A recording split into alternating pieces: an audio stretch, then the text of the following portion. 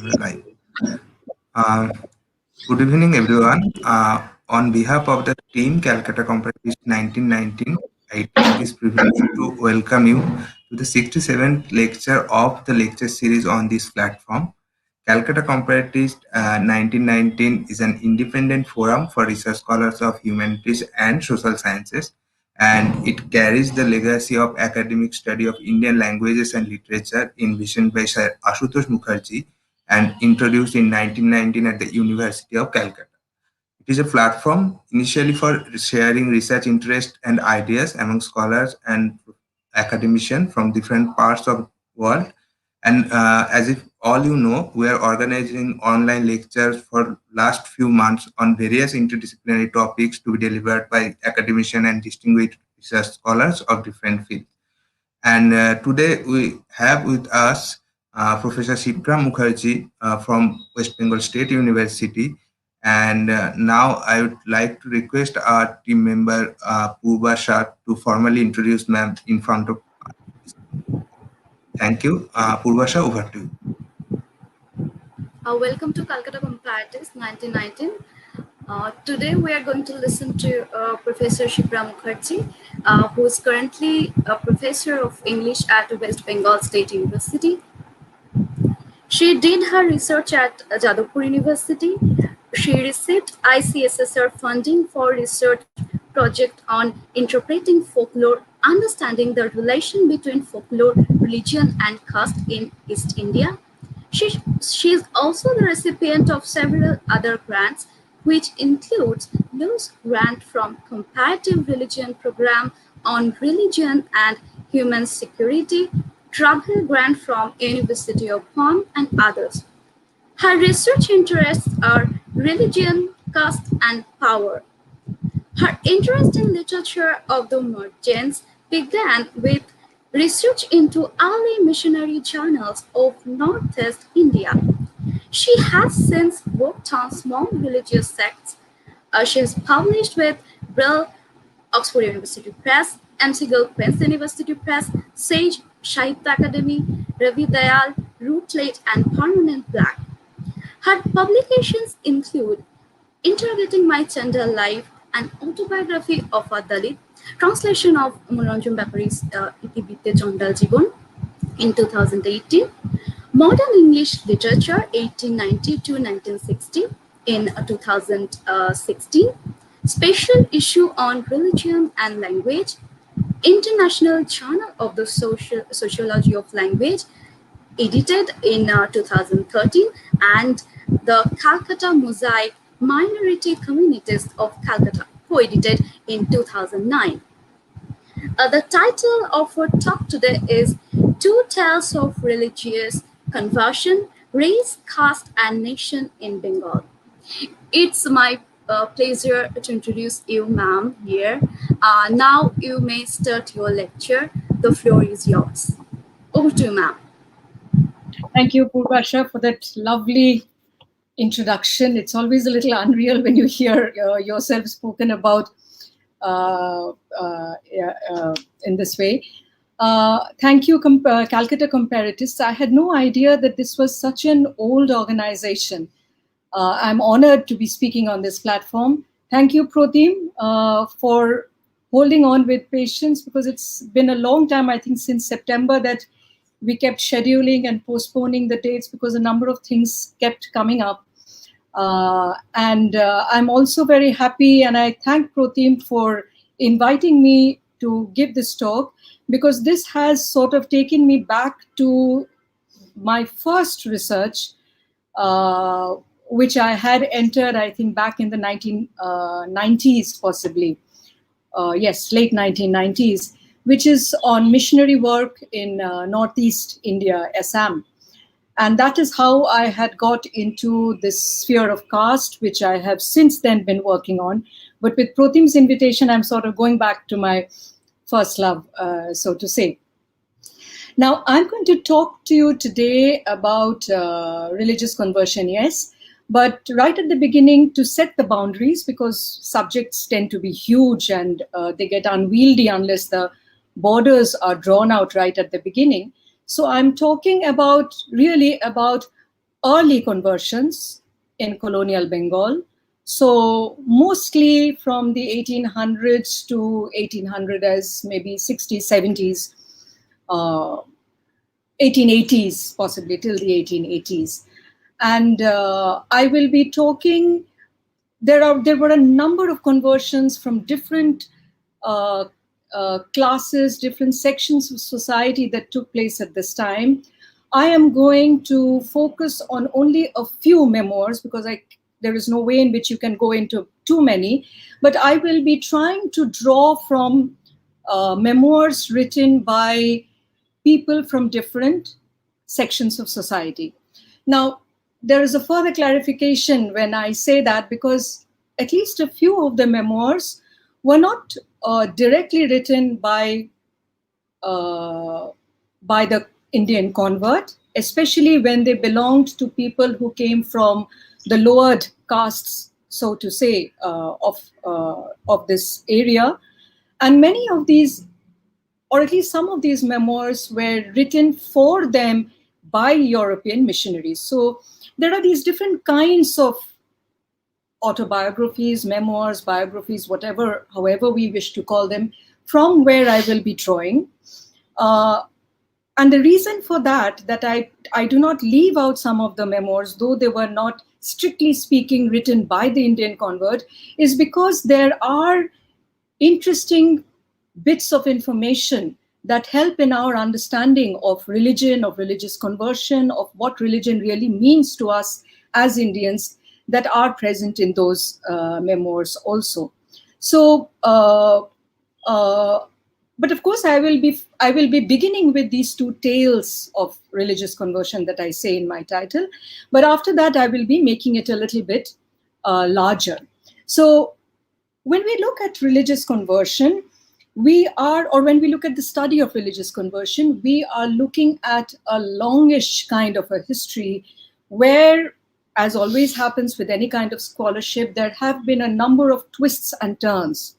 Now, if you look at the early studies on conversion, and when I say early studies, I mean studies in the international sphere, in the larger academic sphere, so to say.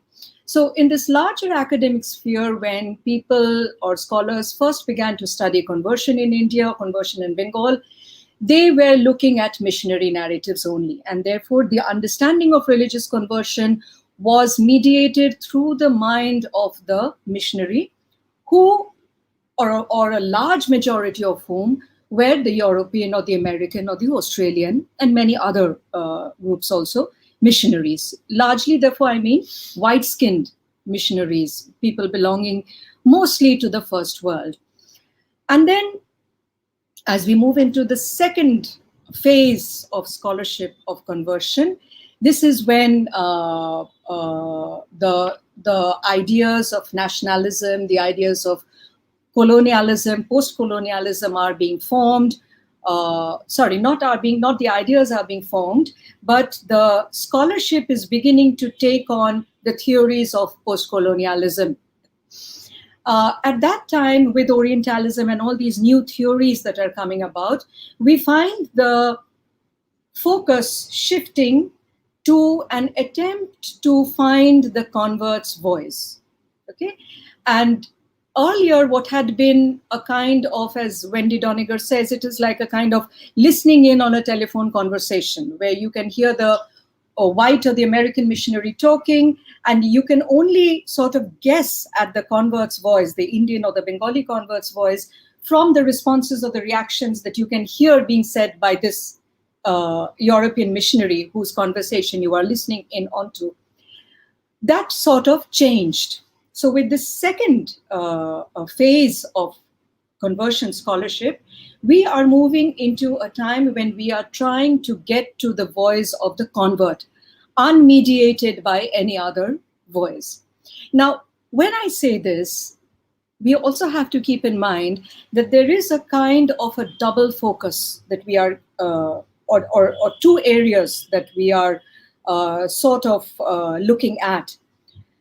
Though scholarship on conversion comes to the convert's voice later in the 20th century, after the middle of the 20th century, when post-colonialism, Orientalism have become familiar theories to us, to the Indian converts themselves, to the Indian Christian convert themselves, their voices had already begun to matter. They had already begun to write on their voices. They had already begun to write back to the European Christian missionary fathers. So though we, or that is the scholars of conversion, come to this area later, it would be incorrect to say that this happens later. In reality, this had already begun to happen from the 70s or the 80s decades of the 19th century, or perhaps even a little earlier.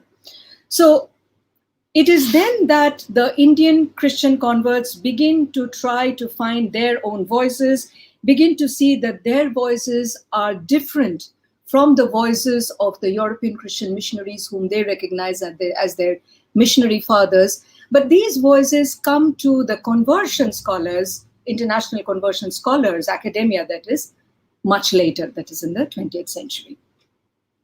So this is the kind of twisting and turning that we have seen of the conversion scholarship sphere. So while in the early missionary history, when we are reading through, when we are reading religious conversion through the writings of the white missionaries, when we are looking at conversion through their eyes, conversion is a kind of what is called in evangelical language, a turning. It is a kind of a turning towards truth.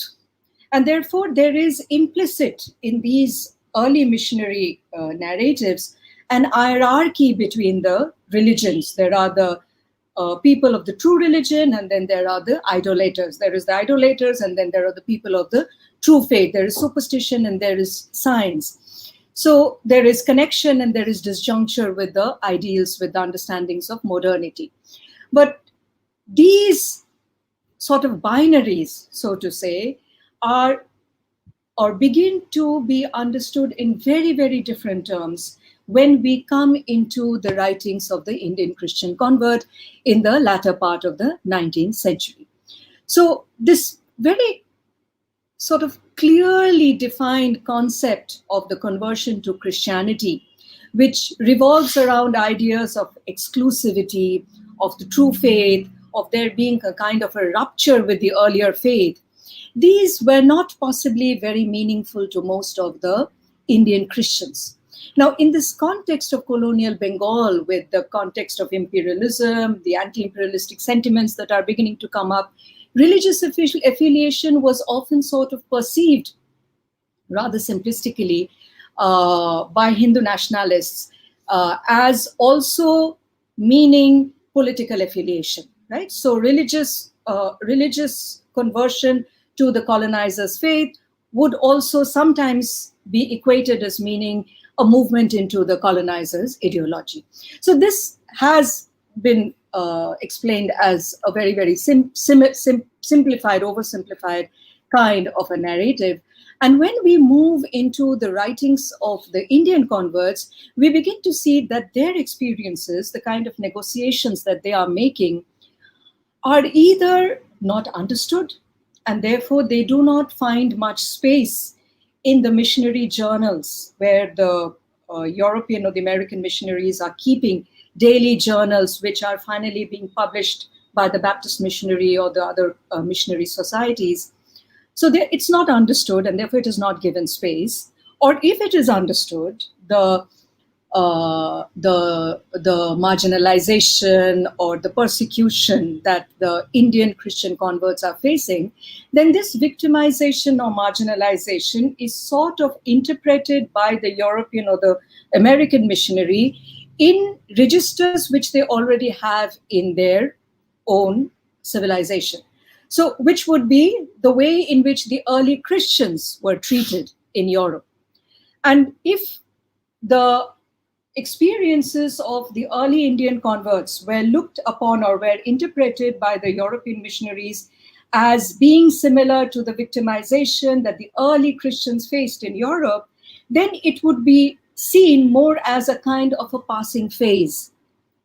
And therefore, the interpretation, the writing of these negotiations, these experiences that the Bengali Christian convert was going through were often written off in what you can only call mistaken registers in these missionary narratives.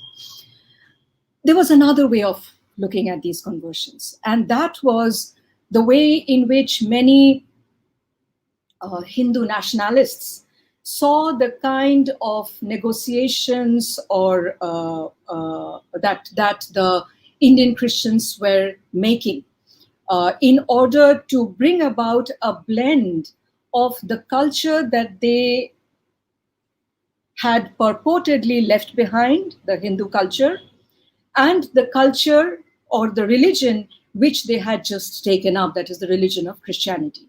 And this provoked, say, for example, one quotation that I can give here is Bipin Chandrapal, who speaks of his friend Joy Gobindo Shom's endeavors to sort of Indianize Christianity by saying, Babu Joy Gobindo's idea, I found, was to secure recognition of the worshippers of Jesus Christ as a sect of the Hindus. So this was a kind of way of saying that you are in reality not remaining a Christian when you try to blend in your Christianity with the Hindu culture of your childhood. This also would be a very, very incorrect way of looking at the experiences of the Christians, the Bengali Christians. In reality, what we find in the writings of the Indian Christian converts is that there is a kind of a continued process of identification, a continued process of discovery that they seem to be making, not just of this new religion which they have come into, but also of the religion and the culture which they had supposedly rejected, right? And it is to understand this that I am going to today talk about these two writings that were written by Indian Christian converts, Krishna Mohan Banerjee, Lal Bihari Deb, both of whom went on to become missionaries for their new faith. The Persecuted, which was authored in 1831. Let me just see if I can share screen. If it takes up too much time, then I'll just forget it. Share screen.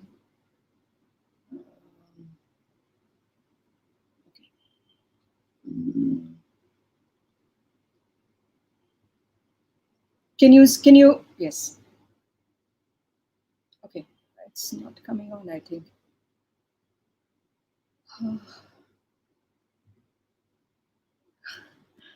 Anyway, let's forget it. It's not the cover page is not coming on. I wanted the cover page. I think I'll just I'll just stop the sharing. Okay. 1831 is when Krishna Mohan Banerjee's The Persecuted is published, and Chandramukhi Upakhan is published serially in Lal Bihari Deb's evangelical journal Shangbad Arunodai, and then it is published finally as a book form in 1859. Now, surprisingly enough, Lal Bihari Deb left this book anonymous. So when he is serializing it in Shangbad Arunodai, he does not give the name of the author. He doesn't give his name.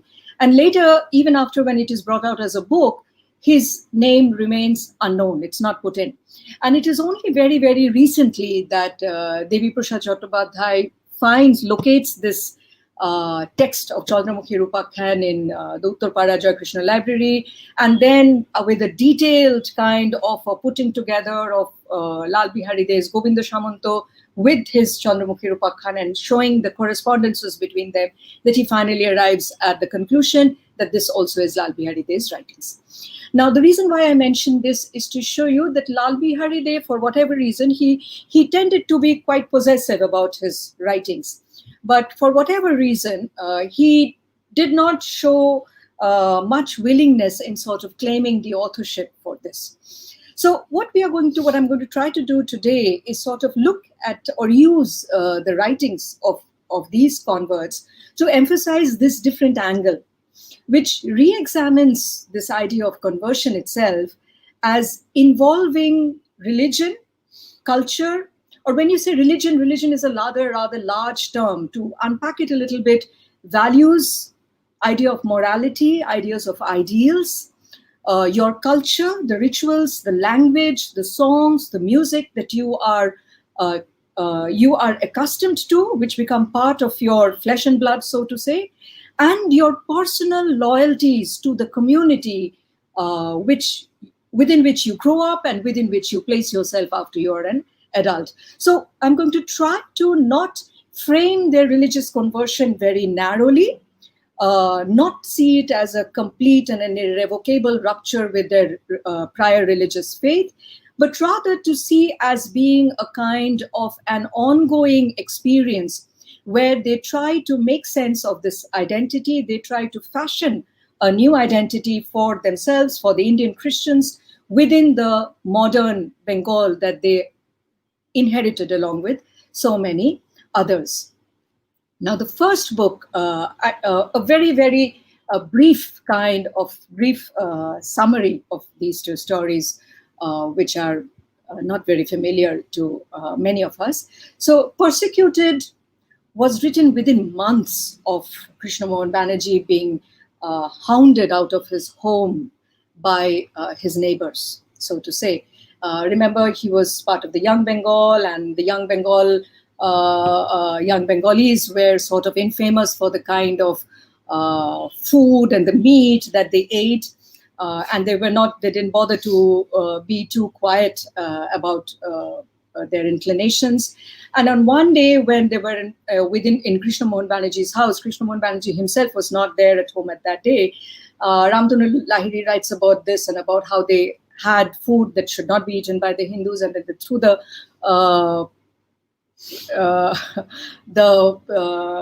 residue of that food across the wall into the neighbor's compound, and then created a ruckus about it so that nobody would be in any doubt as to what they had thrown into the neighbor's compound. And naturally, this created a huge kind of an explosion within the community. People came into their homes and demanded of Krishna Mohan's father that Krishna Mohan be made Tajaputro. So this happens around August. And by November, Krishna Mohan writes this play. This is also, by the way, the first Indian English play to be written in Bengal. He writes this play, The Persecuted, and it was published in December of the same year. Now, this play has been described by various scholars as being, I'm quoting now, monotonically critical of prevalent social practices, and as the moral crisis of an individual who had lost faith in Hinduism, exposing the practical heterodoxy of the orthodoxy and dealing with the individual's loss of faith in his religion. Now, this is largely the kind of line of argument that has been taken against the Young Bengal movement about their very monotonous kind of an accusations of Hinduism. When we read the play The Persecuted, however, one is struck by the fact that the play is not really an entirely straightforward criticism of Hindu orthodoxy. There are a number of nuances, there are these complexities and doubts, hesitations, worries, fears, all of which seem to go through the hero's mind, so that the play becomes a constant kind of an interweaving of advances and retreats, of accusations and then retreats from those accusations against Hinduism, against the community that he is speaking of.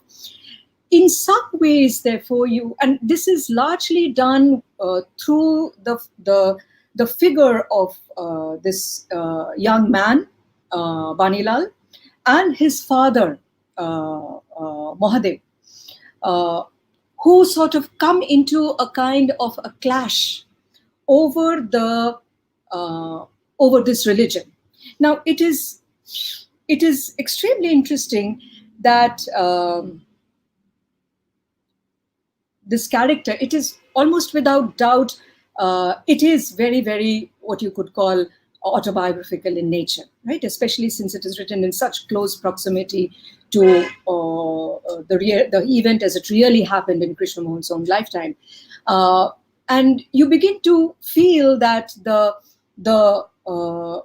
Krishna Mohan's father's compulsion to put Krishna Mohan, the young Krishna Mohan, out of his house was not entirely an individual decision, but it was a decision that was sort of forced upon him by the community at large.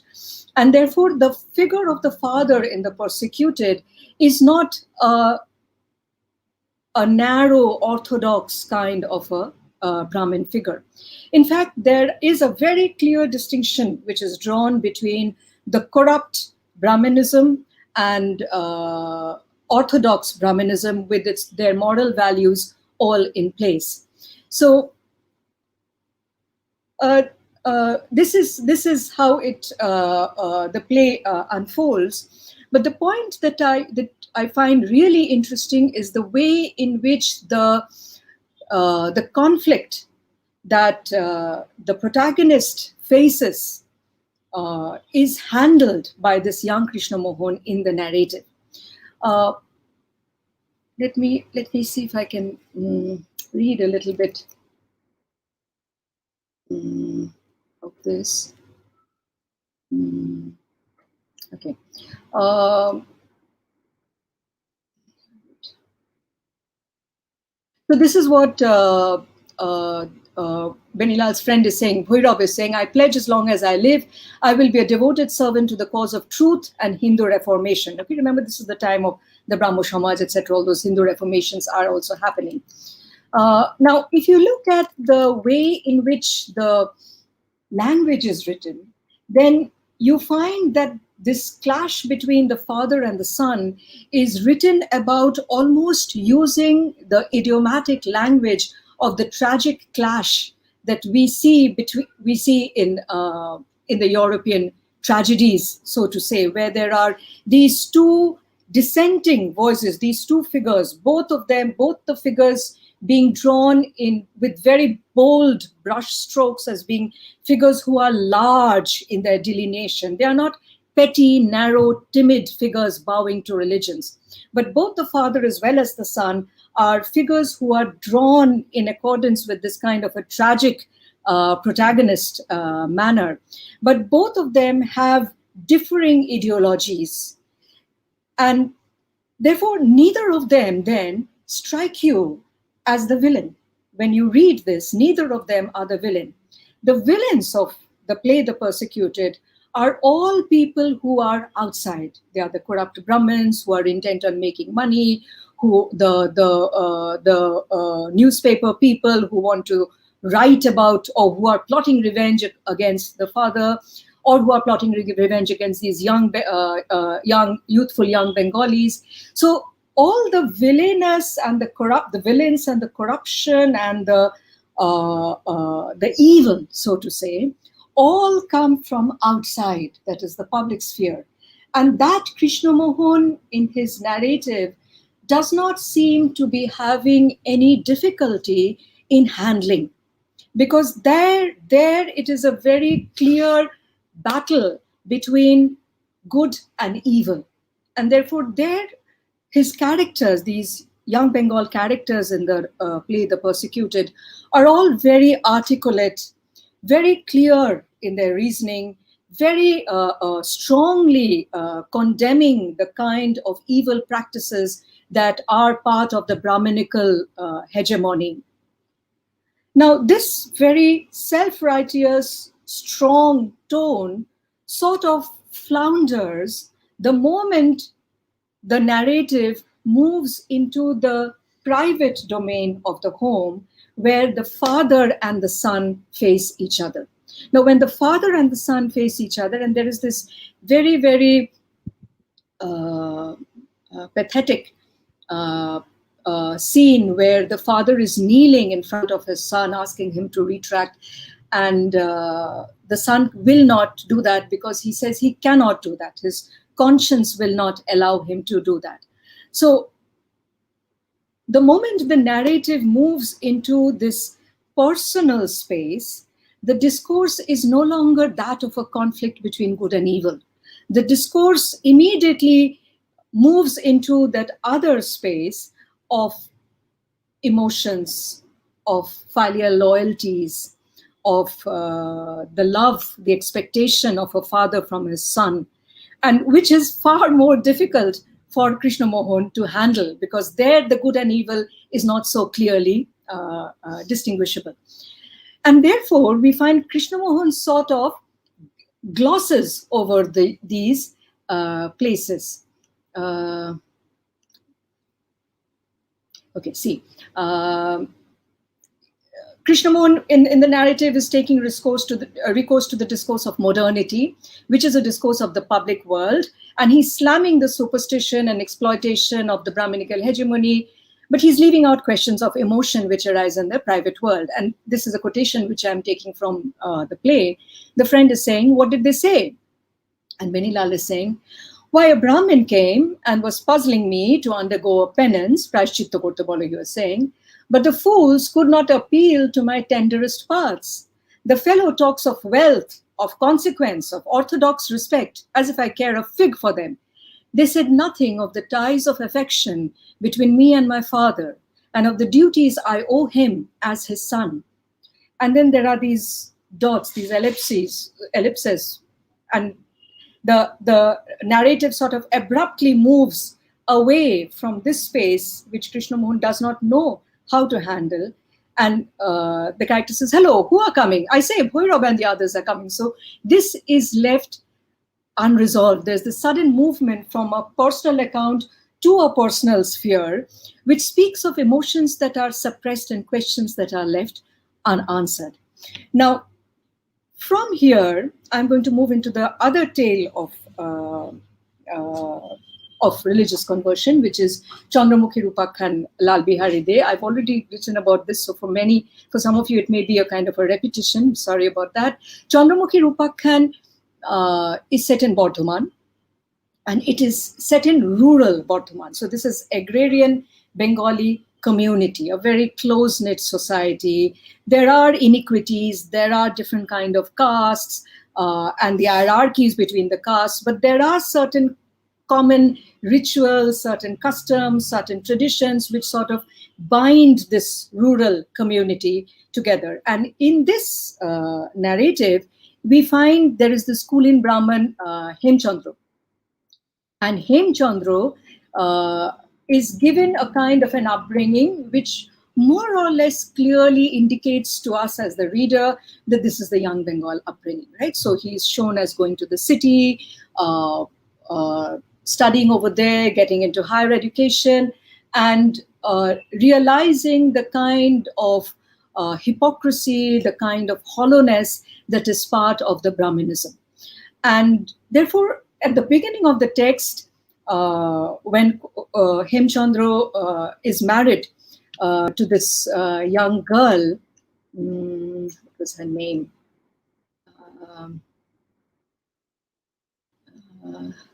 Sorry. Anyway, when he's married to this young girl, Chandramukhi, sorry, of course, when he's married to Chandramukhi, who is sort of the heroine of the novel. Very interestingly, this is not a novel. In fact, this narrative is extremely interesting because Lal Bihari Dey easily sort of glides between prose and drama, easily moves from the urban standardized Shohure Bangla to the very rural colloquial kind of Bangla that would be used by the women. And when he is writing of the women's character speaking, he is moving into that other kind of language. So in this novel, when Hemchandra marries Chandramukhi, the kind of conversations that Hemchandra has with the other friends and shalis who are surrounding him at the time of the wedding, you can more or less clearly see that Lal Bihari Dey is sort of moving towards a conversion of Hemchandra towards into Christianity. And this sort of ties up with what was happening at that time, because this is the time people, the readers, would be able to sort of connect this with the Young Bengal movement, with the Christian conversions that had happened at that time in Bengal. So these would have been largely familiar and therefore expected in this novel. Now, Surprisingly, what happens is that this conversion does not take place. So we have Lal Bihari Dey sort of moving through 2/3, if not more, of his Chandramukhi Rupakhyan, building up this character of Hemchandra as being sick and tired of the corruption in Hinduism, admiring the superior morality, the ideology, the ideals of Christianity. And then suddenly, when you're a few pages away from the end, Lal Bihari sort of pushes in a completely new character, Nabakumar, who is Hemchandra's brother. Now remember, this came out serially. It is not one novel. If it had come out as a novel right at the beginning, then possibly Lal Bihari would have gone back to the first and sort of woven the character of Nabakumar in even earlier. But this is already coming out as a serial in his Shangbad Arunodoy. So by the time he has come to the 2/3 of the novel and decided that he's not going to convert Hemchandra, he's going to get this new character in, Nabakumar, who is, as it turns out, Hemchandra's brother. He has no way of weaving Nabakumar's character into the earlier pages of his novel. And Nabakumar comes in, and Nabakumar is Hemchandra's dada, I think. And he converts to Christianity, and he sort of becomes a missionary, and he preaches Christianity. Now, what strikes you and what amazes you is, of course, what happened. I mean, the novel was sort of moving on a very familiar kind of trajectory, especially a familiar trajectory, given the fact that this is Lal Bihari Dey, Reverend Lal Bihari Dey, who is writing, a Christian convert. And then suddenly he changes his mind and brings in this other character who is completely new. And so because this character is new, his conversion to Christianity has no impact whatsoever upon the reader or upon the community that is picturized in the novel.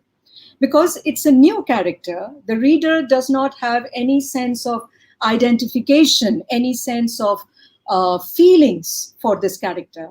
This character remains unmarried, and so no family, so to say, is disturbed. So one son sort of moves into Christianity, but another son with a family, Chandramukhi, etc., remains within the family to comfort the family, so to say.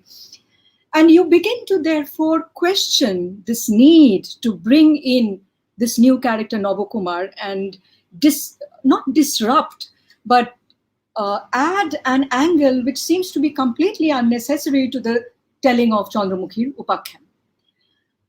Possibly what is happening is that when Lal Bihari is describing rural Bengal, rural Bardhaman happens to be his place, his childhood place, where he grew up himself. He does that in great detail. And if you have read Lal Bihari's Bengal Peasant Life, Govinda Shabanto, you know the kind of loving detail with which Lal Bihari portrays the rural life of Bengal. So by the time you have moved sort of 2/3 into the novel, taking Hemchandra away from that, making him convert to Christianity, would mean uprooting him from a sphere where Lal Bihari has all through these earlier pages very lovingly embedded him. And this Lal Bihari seems to have difficulty in doing. He seems to be unwilling to do this, unwilling to sort of disrupt this closely knit society that he has built through his novel. Nabakumar, because it's a new character, achieves what the Christian Lal Bihari wanted to do or needed to do to show up the superstitions, the hypocrisies of Hinduism. And therefore, it is almost as if the burden of Hemchandra is sort of transferred onto Nabakumar's shoulders, who then becomes a Christian, and then also takes on Christianity. Now, so this could be one possible explanation. When you look at the kind of, and there are just, if I remember correctly, just 90 to 95 words that are given in that novella, Chandramukhi Rupakhan, which deal with the kind of heartbreak and the kind of agony that Nabakumar's family went through as a result of Nabakumar converting to Christianity. Just 95 words in that entire novella. And then Nabakumar is, as it were, taken away into the public sphere, which is easier for the Christian convert, Indian convert to Christian to handle at that time. And over there, he is shown as preaching in Bardhaman. And his preaching, maybe we'll come to that a little later. Now, these narratives by these two Christian converts, Krishna Mohan Banerjee and Lal Bihari Dey, are both narratives which sort of speak of experiences which were very, very personal to both these men. In fact, we can find echoes of these in their own autobiographical writings, in their letters, in their journals. And I'm quoting from this journal which Lal Bihari kept when he chose to go back to Ambika Kalna, to the region around his birthplace. And this is what he's writing. The sun had declined from his meridian height when I saw the tall trees of my nativity looming through the distance, the scene of my childhood, the fields thickly covered with grain, sugarcane, cotton, intertwined as these were with my boyish associations, produced on me feelings not to be described.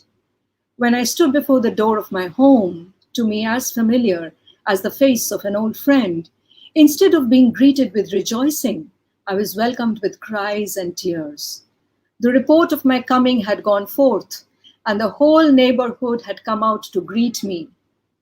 Scenes like these, scenes created by causes little understood by foreigners, occur to every native convert and constitute his chief privation. Very similar lines we find in Krishna Mohan's, a letter which he writes to another Christian friend, which again shows Krishna Mohan sort of editing over the hurt and the chaos which would have been caused by his conversion within his life. And this is what he is writing. And here too, not surprisingly perhaps, you find a reiteration of the failure of the foreigners to appreciate this trauma which the Indian Christian goes through, or would go through at that time. He says that, Krishna Mohan says that, he could still hear the piercing shriek with which his venerable mother heard the news, a shriek which Christian England has never heard and can hardly yet appreciate.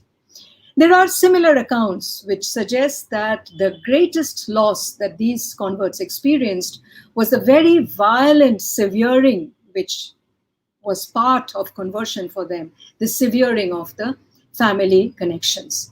Now, these conflicting loyalties and spiritual struggles that these Indians experienced remained largely unappreciated by Western missionaries, who mostly view conversion as almost in a kind of a triumph, right? It's a kind of a rightful victory of truth over falsehood. But as we begin to realize, this is a very, very simplistic portrayal, a very unidimensional portrayal when looked at from the convert's perspective. And the Indian Christian, rather, would find his identity sort of weighed down with conflicts which he had not yet been able to completely resolve, as we would understand, or as we would begin to guess from these writings, these two tales of conversion which I have just detailed. And also what is happening at this time is that feelings of difference from the European missionaries are already also beginning to be experienced by the Indians, by the Bengalis. Now, there again, there is a kind of a problem, because both Lal Bihari, if we are to take just these two, though there were a number of them, there was Mohesh Ghosh, there was Pitambar Singho, there were many, many of these people. But many of these Christian converts were given shelter when they were chased out of their homes by these missionary fathers. And therefore, there was, besides this recognition of the right or the true faith, there was also a bonding with these missionaries, European missionaries also, a bonding of love and loyalty. And therefore, these feelings of difference from the European missionaries, whom they still loved and respected, were sort of emphasized by disagreements which cropped up within the Indian church, the Bengal church, around the 1850s. Now, there were a number of them, but one which I'm going to mention is, which was a documented conflict over the miserable rates of pay to the Indian preachers. This was then followed by a more serious dispute with Duff over the unequal status of the Indian clergy and the European missionaries regarding membership of the Calcutta Missionary Council. There is this letter, an undated letter, which is signed by a number of Bengalis: Jagadishwar Bhattacharya, Prashanna Kumar Chattopadhyay, Gurudas Moitro, Bonko Bihari Basu, Uma Charan Ghosh, and a number of other people who wrote about how this inequality needed to be cleared, how this inequality was against the spirit of Christianity. In fact, years later, when the Reverend Allen wrote an article, a paid native ministry, in the Indian Evangelical Review, Lal Bihari's Bengal magazine carried an answer to that, which was entitled A Paid Native Ministry and Unpaid Native Minister. This was Ramchandra Bosu who was writing, and he argued that if native ministers can support themselves by the voluntary offerings of native Christians, why cannot European missionaries in India support themselves by the voluntary offerings of Anglo-Indian Christians? We should ask to reduce Mr. Allen's salary and to bring it down at par with native ministers. Now, it needs to be remembered that it took time for these differences within the Bengal church to come out in the open, to come out and be known outside the church, that is. The other angle, of course, is brought in by the caste. And though the missionaries like Alexander Duff would have included a majority of these conversions of the Kaisthos, of the Subarnaboniks, on the same level as the Brahmins, Indian or Bengali society did not do that. So Lal Bihari De, who belonged to the Subarnabonik caste, which had been discriminated against by the Brahmins, his conversion to Christianity did not really raise this huge kind of a hue and cry as that of Krishna Mohan Banerjee's did, or as that of Michael's did. Now, this becomes especially striking, and it must have struck Lal Bihari De also, because Michael Madhusudan Datta converted to Christianity in the same year as Lal Bihari De did, 1843. But Devi Prasad Bhattacharya writes that Madhusudan's conversion to Christianity created a huge turmoil in Calcutta's Hindu society. And then he goes on to say, the poor and fatherless lad Lal Bihari De from the Subarnabonik community converted. But when he converted, there was hardly any ripple made in the community. And Lal Bihari could never forget that in the eyes of the Hindu society, he was considered inferior in status. In fact, it is this egalitarianism of Christianity which was one of the most attractive features which drew so many of the Bengalis, upper caste or lowered caste, towards Christianity. So we are moving into an area, I'm going to go a little fast now. We are moving into an area where we are dealing with the public and the private, that is, the individual and the community. In some ways, this is what the classicists would in Europe would call the idios and the koinos, the common, the idea of the common, the idea of the public would begin to gain greater significance with the coming of the Christian church, with the coming of Christianity, where ideas of commonality, ideas of fellowship, ideas of sharing, all of these would begin to be seen as the foundation of this new faith. Now, when we look at the Bengali converts, however, we find that this kind of a difference between the individual and the community would have been problematized in the experience of the Bengali Christians. And that is because their individual cosmos, the idios cosmos of their private world, would have, so say, no, let's approach it this way. When they are talking, or when they are being taken into the commonality that is given to them by this new faith of Christianity, this idea of shared fellowship is coming to them at the price of their losing their earlier community, the community into which they have been born. And it is in this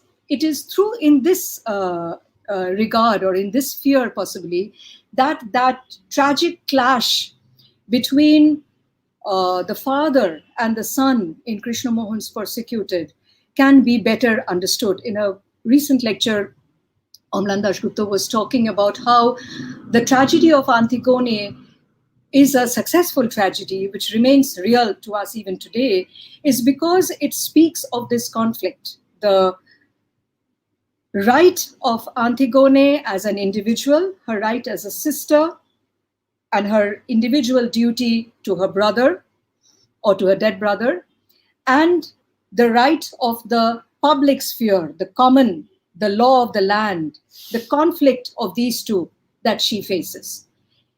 In the experiences narrated of the Indian Christians, it is this kind of a conflict that we seem to find as being left largely unresolved by the Indian Christians. But then something happens, and when we move a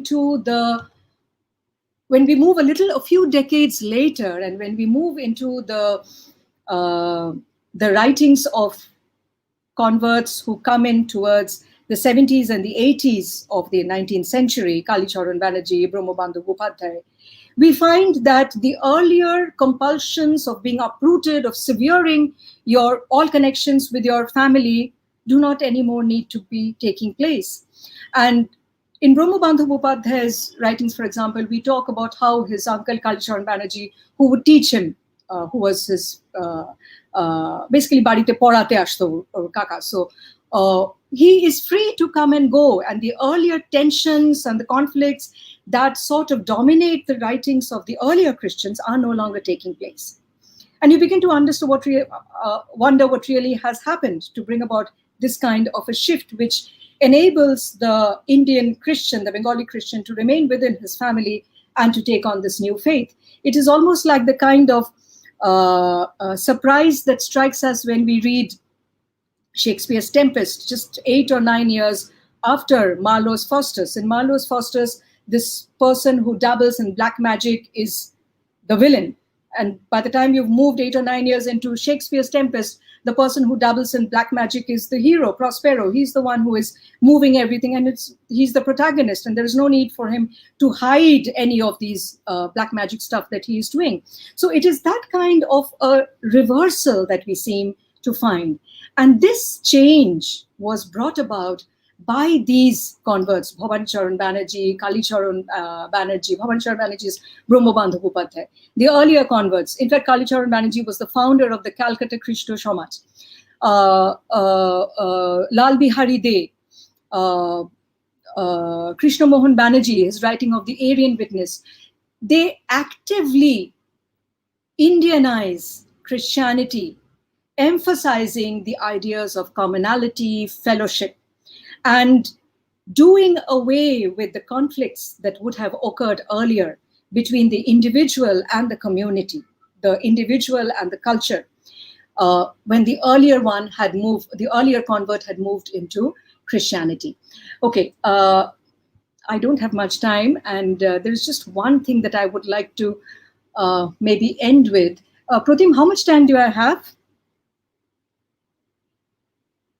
Ma'am, you can take another 5 to 10 minutes if you want. Okay. So these stalwarts who became missionaries who were largely educated, very often from the upper caste.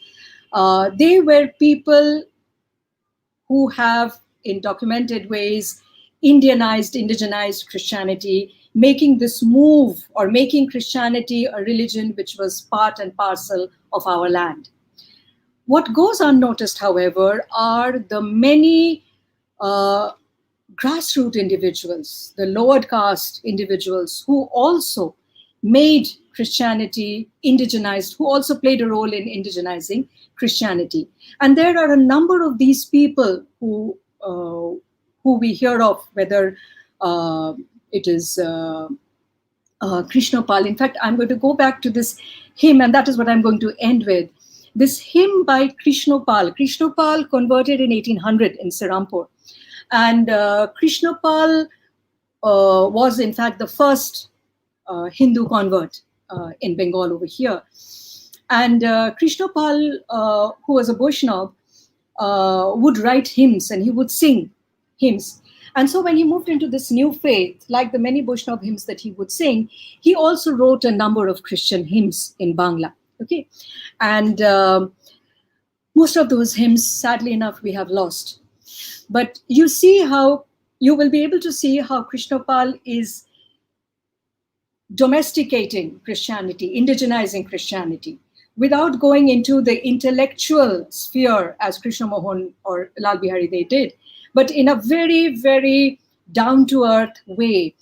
Let me just play the hymns for you. Now,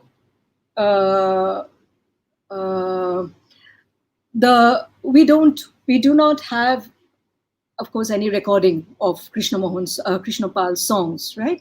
But Krishna Pal, who was a carpenter, a chutor mistri, and who belonged to the margins of society, wrote this hymn which goes like this: Jejon apuno prane, Jejon apuno prani dia, Jejon apuno pran dia papi uddhare, omon bhulo na tare. Now, the musical notation of this was taken down by the church fathers. So I'm going to play to you the musical notation of the church fathers first, and you will realize that there is a kind of a disjuncture, because the church fathers did not really have any idea of the kind of kirtan or the bhajan tunes which are so much more familiar. And therefore, when you listen to this, you can, as it were, understand where it is sort of going off the mark.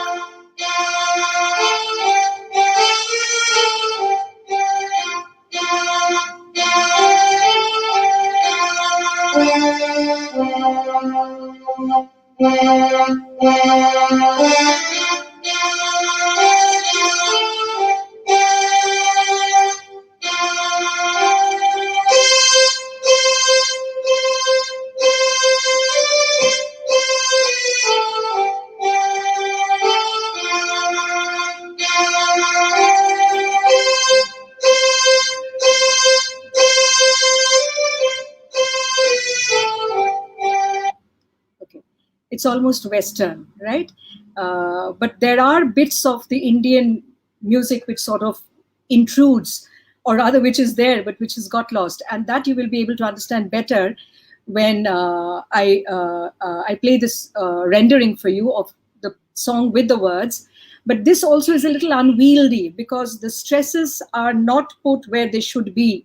And therefore, the person who was singing it had a very difficult time, because she kept saying that this is not where it should, where there should be a gap. Or this is, instead of the komulga, this is where re should be there. And that you will understand better when you hear this. Je jone apon prano dia papio dhare, O mon bhulo na tare, na bhuliyo ar koro sheshar, na bhuliyo ar koro sheshar. Ishu Brahmo nam traner tore, O mon bhulo na tare. Now, not only the tune, the other thing which I wanted you to hear, and which I'm not going to go into in detail because I've run out of time, is the words that he uses. Ishu Brahmonam. Now, obviously, this hymn. Obviously, the church fathers were very happy. William Carey, Marshman were very happy with these hymns, and they translated these hymns into English. When they translate it into English, however, many radical changes come about, as would be expected. And this is what you find. This you will get on YouTube.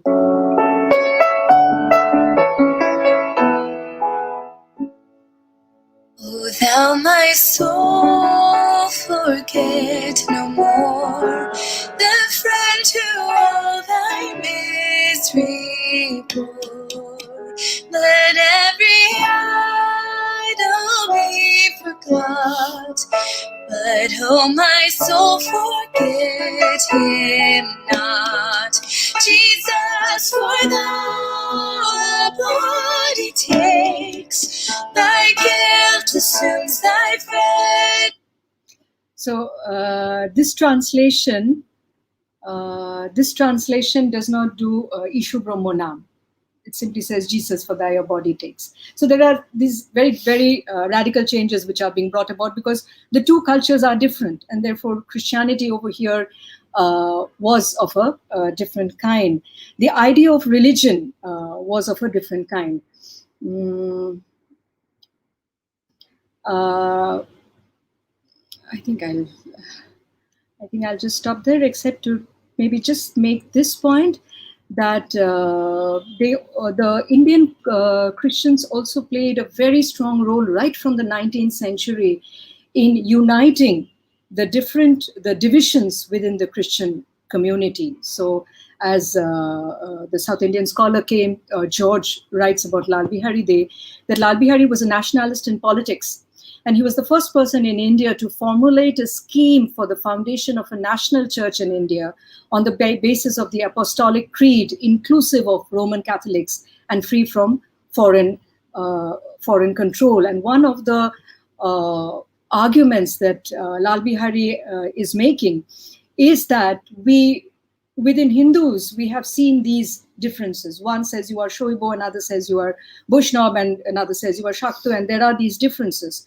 But we do not want, we came to Christianity to be able to get a community which would be without divisions and without differences. And therefore, these divisions and differences which the white missionary brings to us do not really have any sense, don't make any meaning, have any meaning for us. And therefore, we need to make this Indian church, which is free of these divisions. Okay, I think I will stop there today. Pratim, thank you.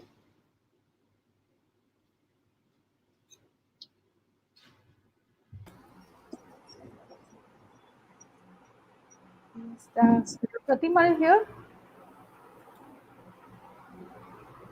Thank you so much, ma'am. Thank you for this amazing lecture. Am I audible, ma'am? Yes, it was a pleasure. It was a pleasure going back to this area of study.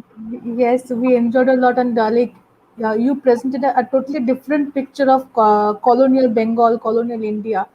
Aside, not much talked about, or we don't much discuss about. It's amazing to know such details, and the last hymns we heard, those were really amazing. And ma'am, maybe we can move to the Q&A session because I can see many questions coming in the YouTube chat box. I will show them. Yes. Yes. First, we have from Sheikh Nijamatullah. The position and condition of the Indian converted Christian at that period, or how what they were treated by the natives or Christian people. It's more of a comment, I guess. Yeah.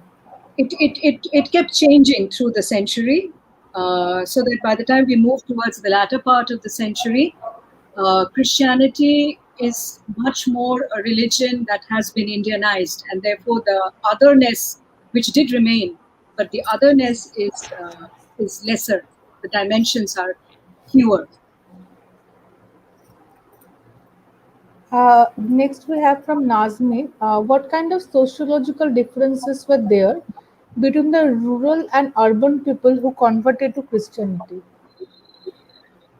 a number of sociological, they were from different demographics at times, but sometimes also from the same community. For example, this is Lal Bihari Day would be one example. So this is the time when we are talking of the making of Calcutta as a city, right? And therefore there are all these people who are sort of homing in on Calcutta, who are moving towards Calcutta, staying in mess houses, staying in hostels, coming here for higher studies. And many of these people who are converting to Christianity, not all are from this upper caste elite section of the young Bengals and young Bengalis. There are many like Lal Bihari Dey.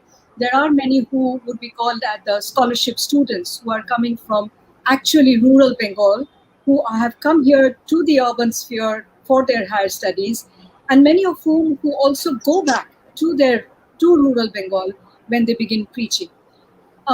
This is one kind of a group.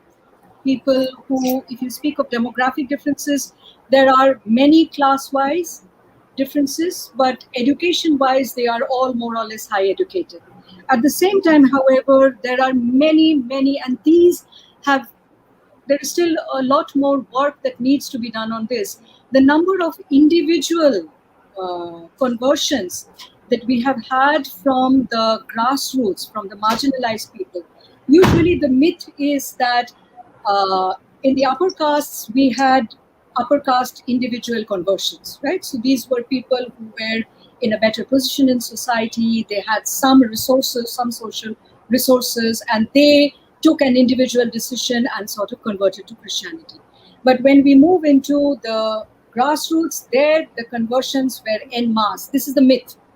Okay, so we have mostly heard that of the conversions that happened near the Jolungi River, Krishnanagar, Nodia, etc., where sort of the village leader converted, and so everybody converted. Now, this did happen, but at the same time, there were a number of other conversions which happened from the margins, from the poorer classes, from the lowered castes, which were individual conversions. When we look at the early conversions of, say, there is this boy called Potik, there are these Pitambor Singho, even Krishnopal, all these people are individual conversions, individual converts who are moving into Christianity, not because as a community they are moving, which would in some ways would be seen as an easier kind of a conversion. And these conversions have often been spoken of very sarcastically as rice conversions, right? Converting because the missionaries will be giving you food. In fact, the Niyogi Commission, which looked into conversion in the 1990s, often spoke of the compulsion that because of which these conversions were coming about. But that is only a small part of the story. A number of conversions, and these conversions are coming to light now. A number of conversions happened from these people who were, so to say, vulnerable people of society, who took the decision on their own. So they converted, and then maybe they would bring in their wife, their sister's husband, some friend who would listen to them and come into the fold. And this was happening not just with Hindu converts. This was also happening with a number of Muslim converts. And when you look at this, the Jolungi Nodi conversion, where this Calcutta sect sort of converted as a group, over there we had many Muslims as well as Hindus who were converting. And there would be, at this time in Bengal, there would be these, shabhas which would be held.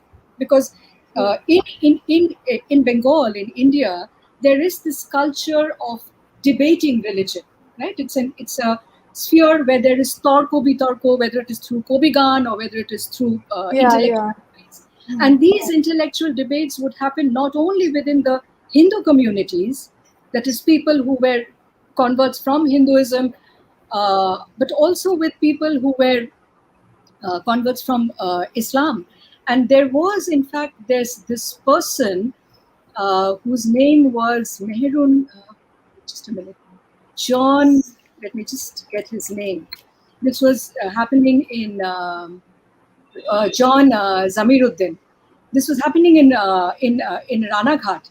So Reverend John Zamiruddin, whose earlier name was Sheikh Mohammed Zamiruddin, published an attack on the Quran, and this was answered by another Islam Muslim Indian, whose name was Mehrullah, Munshi Mehrullah.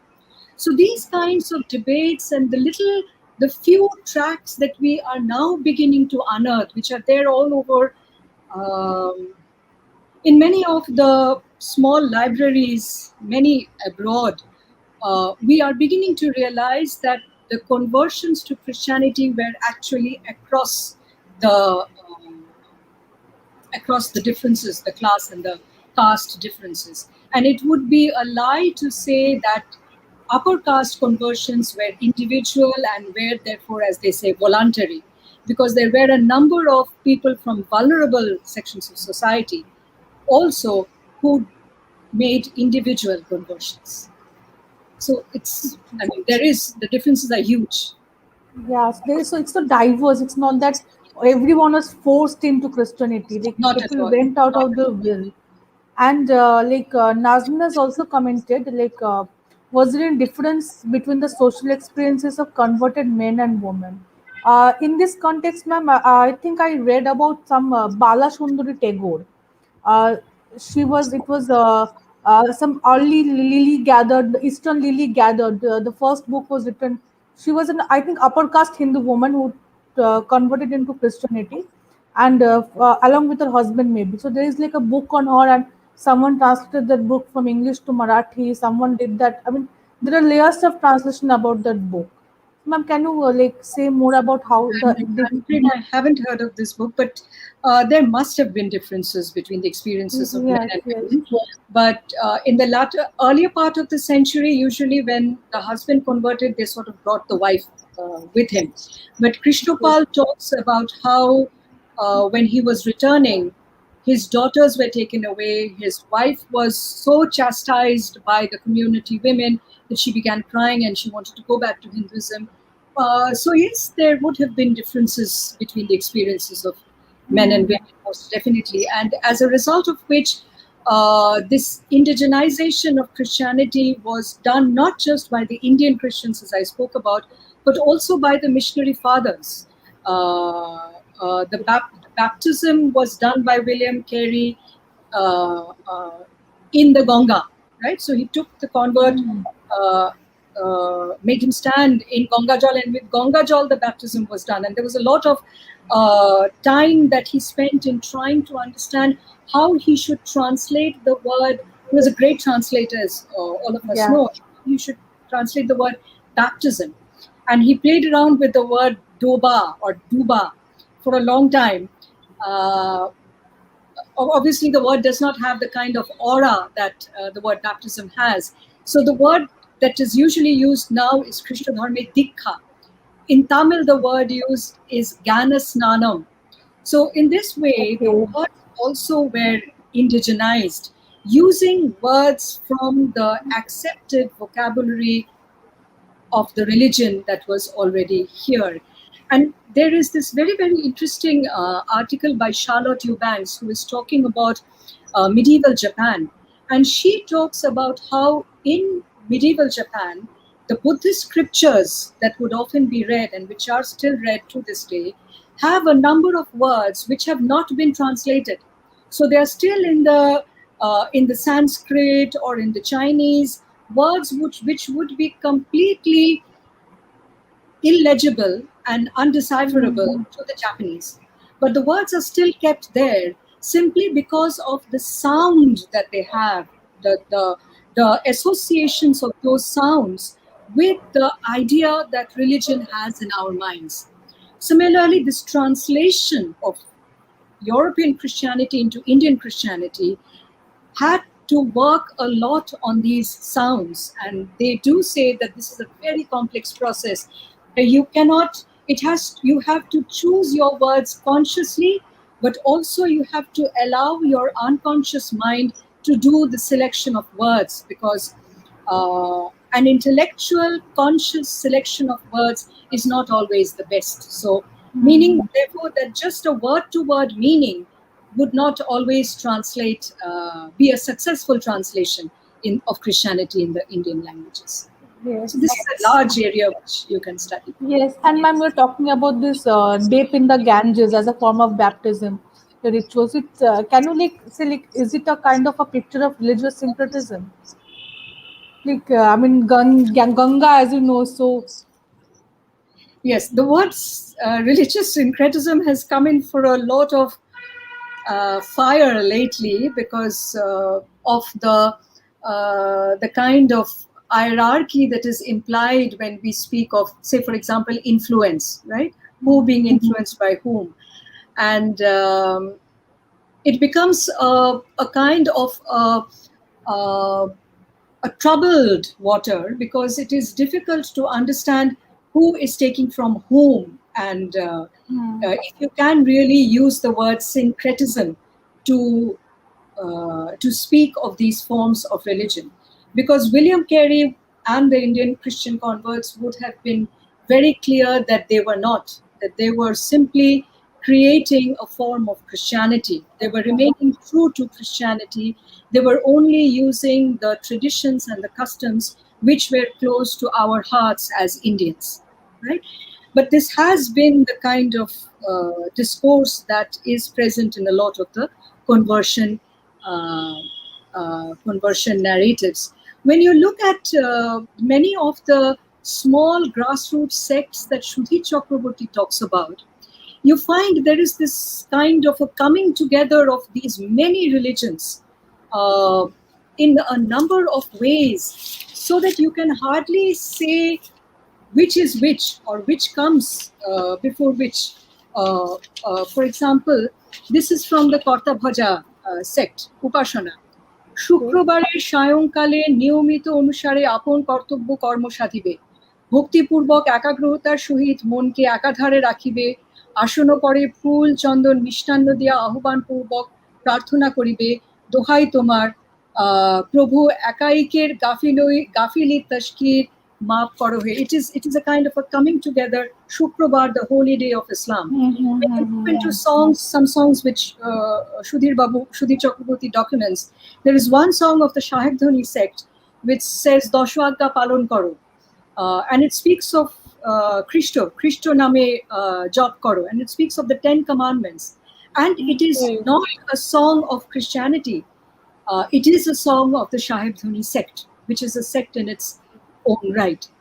So it becomes very difficult to label these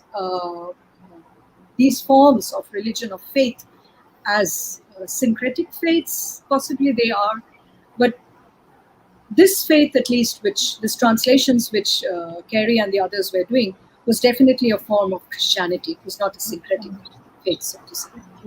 Thank you, ma'am. Next, we have a question from Afroz. She's asking, is there any significant work which talks about the religious conversion of women as the protagonist? There are in Marathi. In Bengal,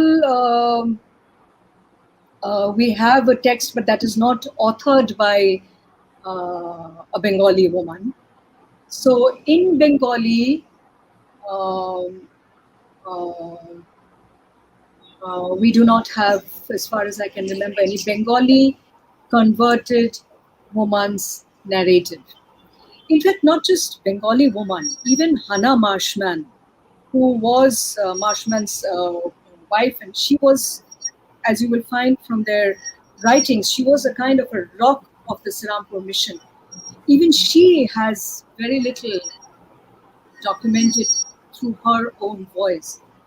So at the time that I'm talking about, early 19th century, we do not have anything by the Indian or the Bengali Christian woman. Later, of course, we do, but at that time we don't. Fulmonio Korunar Vivaron is by the European missionary woman. So no, not for early 19th century. Thank you, ma'am. Significant or insignificant word, actually. Yes. I don't know which rendition. Protein, which rendition? What is the name of this rendition? হ্যাঁ ma'am যেটা তখন play করছিলেন YouTube থেকে ওইটার কথাও জিজ্ঞেস করছি। আচ্ছা আচ্ছা Okay, আচ্ছা this is the Bengali that Krishnapal wrote was Bejan Apun Pran Dia Papi Udhari. And the translation that I think Marshman made of it was, "O thou my soul, forget, O thou my soul, forget no more." You will not find the Bangla, though the Bangla is there in the Bangla Geets. Very, very difficult to locate, but it is there. But English has been better documented, and so you will find the English on the internet. And also, like people are also talking about, yes, also Promit Adhikar has also said, but Madhusudan Datta and Pawan Dey is also asking, was the experience of Madhusudan very much similar with the experience of Bengali Christians, given the fact that Madhusudan had been to abroad? No, Madhusudan went away from Calcutta, and Madhusudan's conversion, in fact, was a very different conversion from the conversions of Lal Bihari and Krishna Mohan. Madhusudan's, it has been asked, in fact, whether Madhusudan's conversion was a conversion because he was attracted towards the religion, or whether he was attracted towards the idea of modernity, idea of the West. So Madhusudan's conversion and his understanding of Christianity was quite different from the experiences of Krishna Mohan or Lal Bihari, where Lal Bihari was, as I said, was complete contemporary. So Lal Bihari and the others dabbled much more, or studied much more of Christianity in their attempts to indigenize it. Madhusudan, as we know, moved into literature, into art. So Christianity was not one of the foremost, so to say, dominating influences of Madhusudan's life. But of course, he would have gone through partly the same kind of experiences of segregation, discrimination that Lal Bihari did. Ma'am, we have one last question, I guess, from Pooja Banerjee. হ্যাঁ এটা last question, এবং এইটা নেওয়ার কারণ হচ্ছে আমার মনে হয় ম্যাম সেপ্টেম্বর থেকে প্রথমে আমাদের এইটা নিয়েই পার্টিকুলারলি আলোচনা হয়েছিল। Yes, it is not at all irrelevant to the topic, Pooja. But Pandita Ramabai is a completely huge chapter in herself, in the way she confronts, in the way in which she confronts. There's an echo. Should I do something? In the way in which she confronts Christianity, in the way in which she takes on the work of the Hindu upper caste widows, her conversion to Christianity. So hers is happening later in the 19th century. Hers is a very large, a very different understanding of this entire, not just because she is a woman, but also because of the different context that she occupies as an upper caste woman who converted to Christianity on her own, who remained, she was largely single with a daughter because her husband died very soon, which is very relevant, but which should be taken on its own grounds and not just answered as a short answer. So, yes, ma'am. Thank you, ma'am. Thank you very much. It's been a pleasure. Seriously, we enjoyed a lot, and happy Holi, ma'am, and happy Holi to all our viewers and participants here. Happy Holi to And you, ma'am. also on behalf of the Calcutta Comparatists team, Yes, a hearty thanks to you, ma'am, for the lecture. Thank you. Okay. Thank Shall you we so much. end our broadcast, ma'am? Right? Yes. Thank you. Okay. Thank you. So,